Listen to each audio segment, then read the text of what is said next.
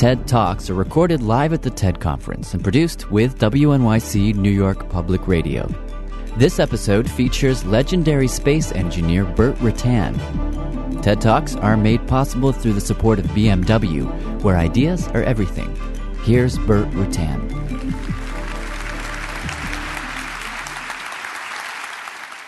Listen, I want to start off by saying, Houston, we have a problem.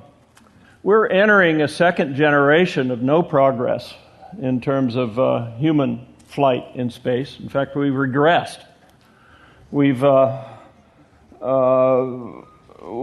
stand a very big chance of losing our ability to inspire our youth to go out and continue this very important thing that we as a species have always done, and that is instinctively we've gone out and climbed over difficult places, went to more hostile places, and found out later, maybe to our surprise, that that's the reason we survived. And I feel very strongly that it's not good enough for us to have generations of kids that think that it's okay to look forward to a better version of a cell phone with a video in it. They need to look forward to exploration. They need to look forward to colonization. They need to look forward to breakthroughs. They need to. We need to inspire them because they need to lead us and help us survive in the future. I'm particularly troubled that what NASA is doing right now with this new Bush doctrine for this next decade and a half. I screwed up. We have real specific instructions here not to talk about politics, and I've noticed that even Reader's Digest does so.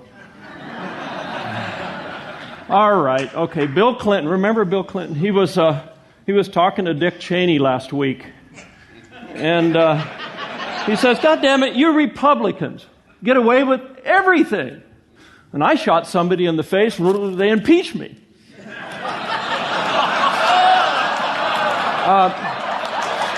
So what we are looking forward to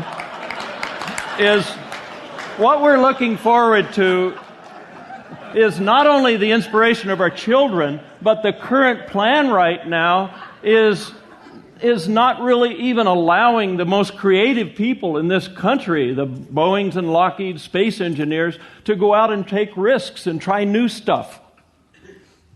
We're going to go back to the moon and 50 years later, and we're going to do it very specifically planned to not learn anything new. I'm really troubled by that.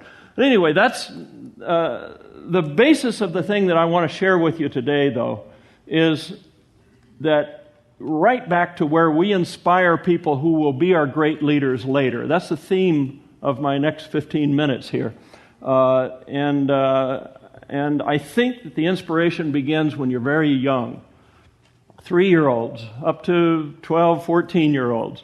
What they look at is the most important thing. Let's take a snapshot at aviation. And there was a wonderful little short 4-year time period when marvelous things happened. Started in 1908 when the Wright brothers flew in Paris and everybody said, "Whoa, hey, I can do that." There was only a few people that had flown in early 1908. In 4 years, 39 countries had hundreds of airplanes, thousands of pilots. Airplanes was invented by natural selection. Now, you can say that intelligent designs our airplanes of today, but there was no intelligent design really designing those early airplanes. There were probably at least 30,000 different things tried. And when they crash and kill the pilot, don't try that again. The ones that flew and landed okay because there was no trained pilots had good flying qualities by definition. So by making a whole bunch of attempts, thousands of attempts, in that 4-year time period, we invented the concepts of the airplanes that we fly today, and that's why they're so safe, as we gave it a lot of chance to find what's good. That has not happened at all in space flying. There's only been 2 concepts tried, 2 by the U.S. and 1 by the Russians. Who was inspired during that time period? Aviation Week asked me to make a list of who I thought were the movers and shakers of the first 100 years of aviation, and I wrote them down, and I found out later that every one of them was a little kid in that wonderful renaissance of aviation. Well, what happened when I was a little kid was some pretty heady stuff too. The jet age started, the missile age started. Von Braun was on there showing how to go to Mars, and this was before Sputnik, and this was at a time when Mars was a hell of a lot more interesting than it is now. We thought there'd be animals there. We knew there were plants there. The colors changed, right? But, NASA screwed that up because they've sent these robots and they've landed it only in the deserts. Well, what did I do when I was a kid? I didn't do the hot rods and the girls and the dancing, and, we didn't have drugs in those days. But I did competition model airplanes. I spent about 7 years during the Vietnam War flight testing airplanes for the Air Force. And then I went in and I had a lot of fun building airplanes that people could build in their garages. And some 3,000 of these are flying. Of course, one of them is around the world, Voyager. I founded another company in 1982, which is my company now. And we have developed more than one new type of airplane every year since 1982. My most impressive airplane today, forever, was designed only a dozen years after the first operational jet. Stayed in service till it was too rusty to fly, taken out of service. We retreated in 1998 back to something that was developed in 1956. What? The most impressive spaceship ever, I believe, was a Grumman lunar lander. It was it'd land on the moon, take off on the moon, didn't need any maintenance guys. That's kind of cool. We've lost that capability. We abandoned it in 1972. This thing was designed 3 years after Gagarin first flew in space in 1961. 3 years, and we can't do that now. Crazy. Talk very briefly about innovation cycles, things that grow, have a lot of activity, they die out when they're replaced by something else. These things tend to happen every 25 years, 40 years long with an overlap. You can put that statement on all kinds of different technologies. Here's the biggie, and that is you don't have innovation cycles if the government develops and the government uses it.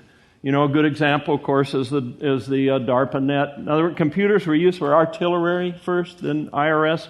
But when we got it, now you have all the level of activity, all the benefit from it. Private sector has to do it. Keep that in mind. I've looked for innovation cycles in space, and I found none.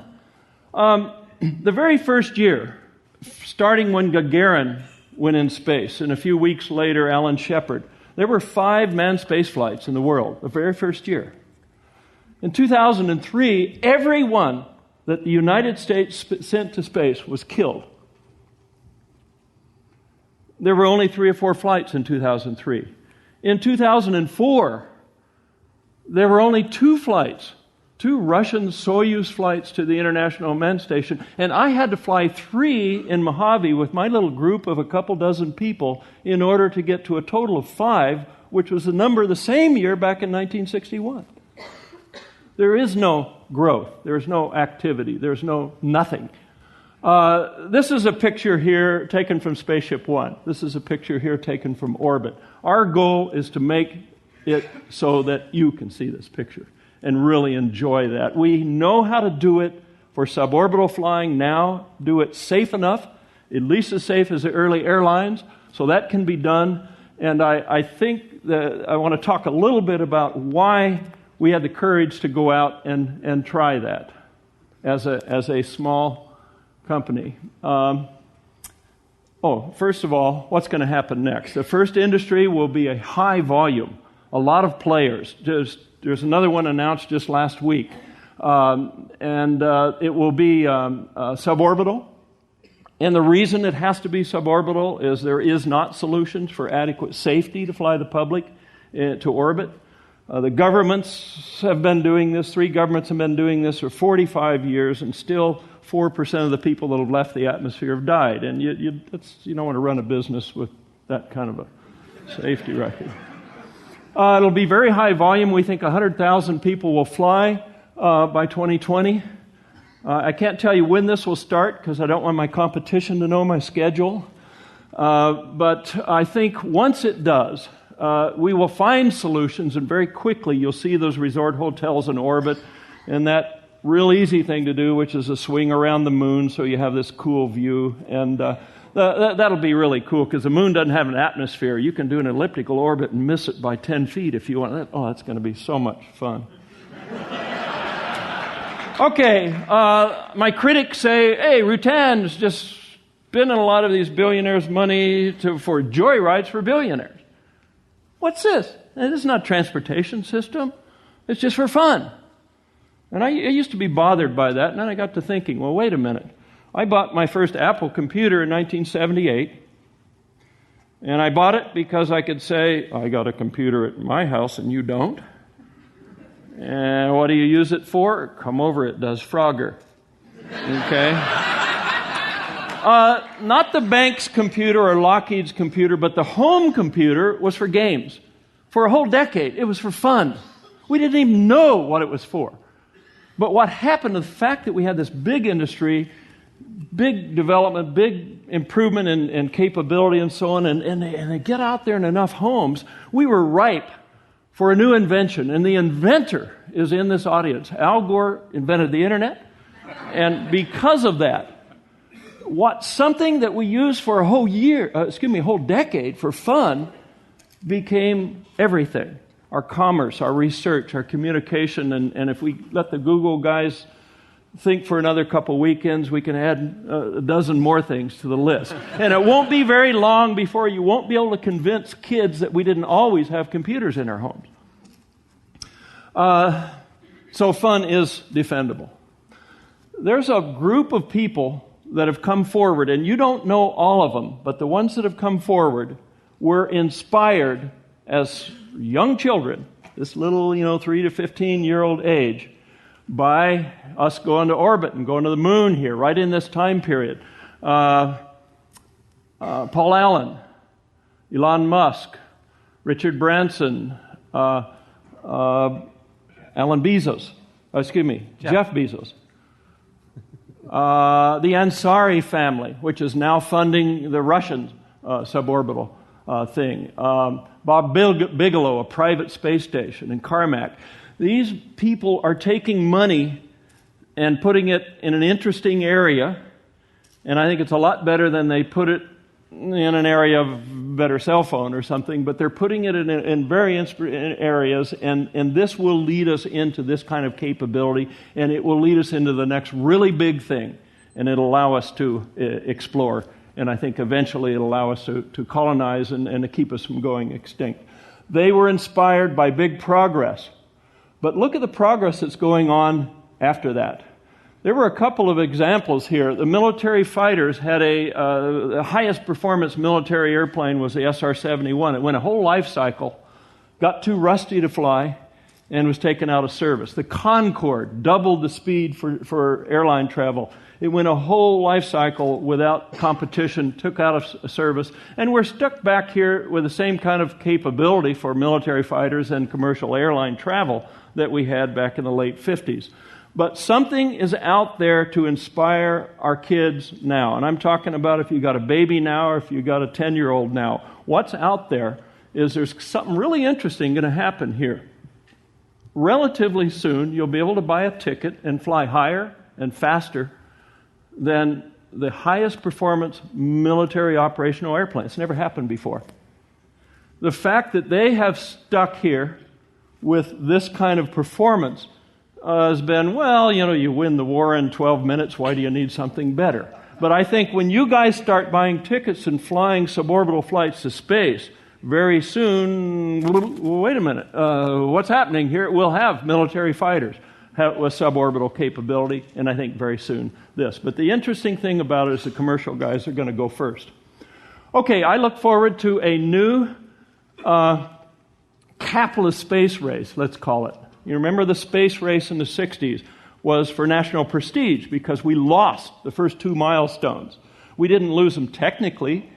The fact that we had the hardware to put something in orbit when we let von Braun fly it, you can argue that's not a technical loss. Sputnik wasn't a technical loss, but it was a prestige loss.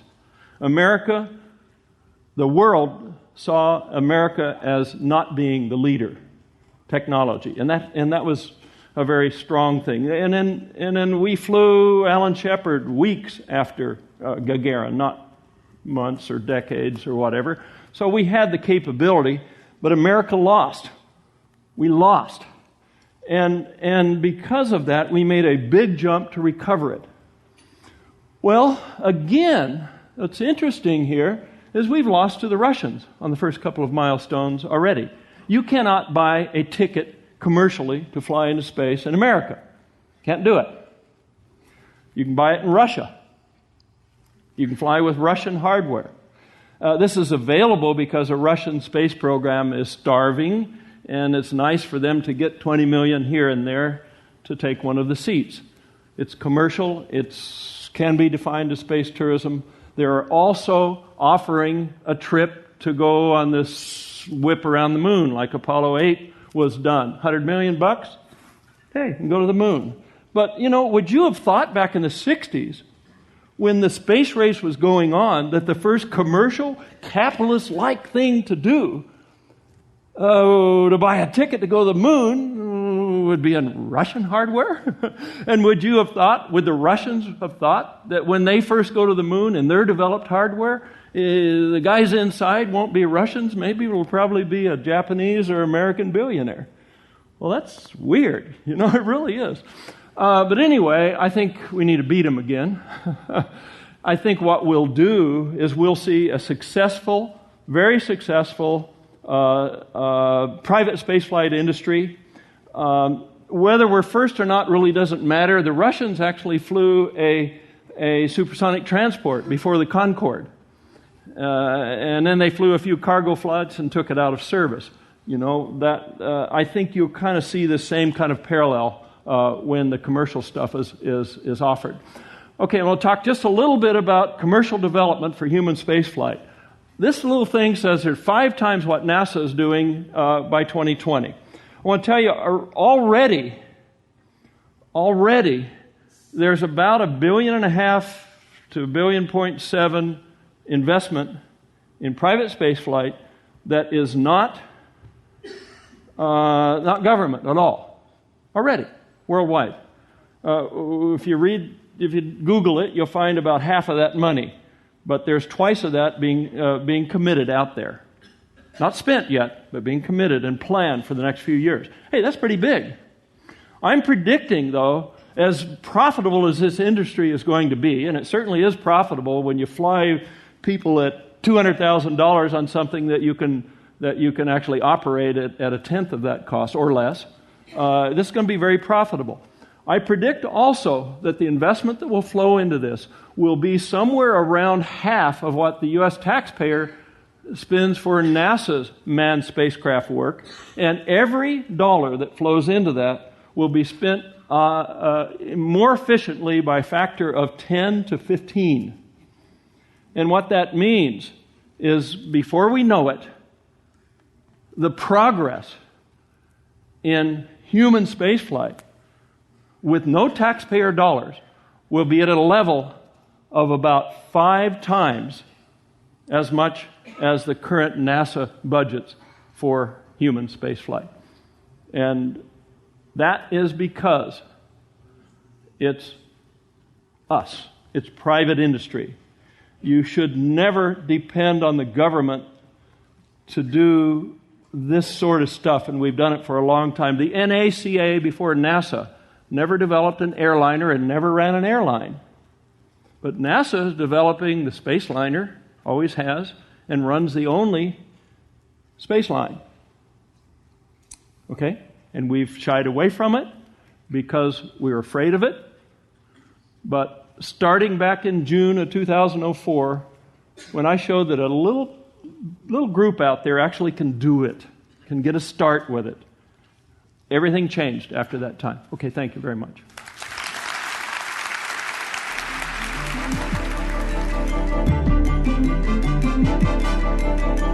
That was BurtRutan, recorded at the TED Conference in Monterey, California, February 2006. TED Talks are produced by WNYC New York Public Radio for TED.